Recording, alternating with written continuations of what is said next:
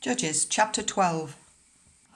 The Ephraimite forces were called out, and they crossed over to Zaphon and said to Jepthah, "Why did you go to fight the Ammonites without calling us to go with you? We're going to burn down your house over your head." Jepthah answered, "I and my people were engaged in a great struggle with the Ammonites, and although I called, you didn't save me out of their hands. When I saw that you wouldn't help, I took my life in my hands and crossed over to fight the Ammonites, and the Lord gave me victory over them. Now why have you come up today to fight me?" Jepthah then called together the men of Gilead and fought against Ephraim.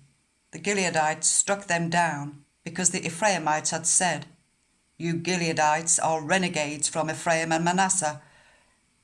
The Gileadites captured the fords of the Jordan leading to Ephraim, and whenever a survivor of Ephraim said, "Let me cross over," the Gileadites asked him, "Are you an Ephraimite?"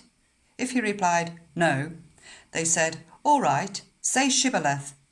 If he said Sibboleth, because he could not pronounce the word correctly, they seized him and killed him at the fords of the Jordan. 42,000 Ephraimites were killed at that time. Jepthah led Israel for 6 years.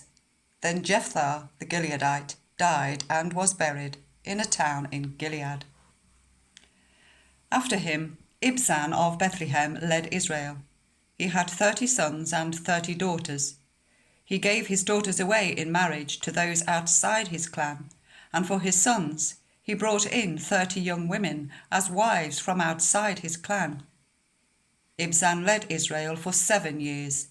Then Ibzan died and was buried in Bethlehem. After him, Elon the Zebulunite led Israel for 10 years. Then Elon died and was buried in Aijalon in the land of Zebulun.